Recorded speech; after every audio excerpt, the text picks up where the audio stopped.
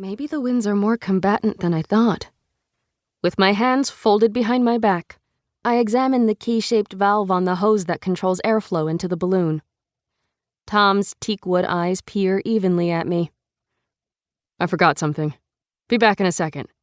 Don't touch anything. Remember the kite? You don't stop mentioning it long enough for me to forget. Last August, he told me not to let the string run on the peony kite he made me, but I couldn't resist, and it flew right into the Pacific Ocean. He hikes back to his cart and is soon hidden by a grove of pine trees. What did he forget? We unloaded everything: tools, ropes, and candied ginger in case of nausea. The silk caves even more. Tom, the island is collapsing! The breeze eats my words. I tug at my hair. My arms still ache from holding up the silk as it inflated earlier. If the balloon collapses, we'll have to come back, and we may not get another opportunity for weeks. Ba expects me at the laundry at 8, and Tom's father rarely gives him a day off from the herb shop. No response. I promised I wouldn't touch anything, but surely he'd understand. I finger the key used to regulate hot airflow into the balloon. It's warm.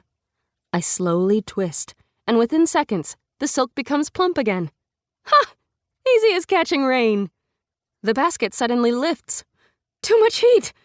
I try to return the key to its original position, but I'm thrown off balance as one of only 4 remaining stakes pops out of the ground. 4. Oh! I grab onto the side of the basket, watching in horror as another stake begins to uproot. Then another. In desperation, I grab again at the key but somehow pull it straight out of the socket. Heart thundering, I jam it back in, twisting and twisting, but nothing catches. The last stake unplugs like a rotting tooth, and the island breaks free. I start to rise. Up, up, and away. I clutch the side of the basket, hanging on for dear life. For a moment, I consider jumping off, but the balloon rises too fast, and soon I'm high enough to see Tom and his father's draft horse Winter over the trees. Tom! Tom tears at his hair when he sees me. He hurries back, cupping his hands to his mouth and yelling something, but the wind blows his words away. He shakes his fist. Is he angry? There's a panicked jerkiness to his movements that I've never seen before. My stomach drops as the balloon tips to one side. I glance down at the shrinking scenery, 100 feet below me now. Ropes hang from the ring that secures the netting, but I don't dare tamper with them, as any mistakes this high up could be catastrophic. Ancestors, I'm not ready to join you in the afterlife. Goodbye, solid earth. I hope you remember how I always tried to sweep you up after myself, and how I did not dig a single unnecessary hole upon your surface. Goodbye, dear Tom.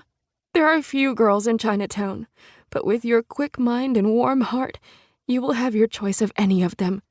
Just please do not choose the dainty Ling-Ling, who has held a candle for you since the 5th grade. A flock of seagulls squawks insults beside the basket, and a cold streak runs through me. They'll puncture the silk. Shoo, you flying rats! The island rocks and bobs, and I can barely hang on to the contents of my stomach as the seagulls swoop around me. I've never thought too hard about my convictions and wonder if it's too late now.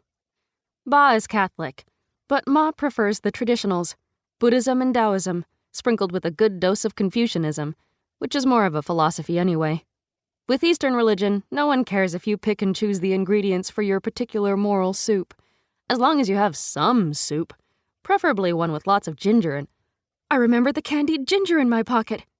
As I unwrap the waxy package, I drop most of the candies but manage to hang on to one, and I hurl it as best I can at the seagulls.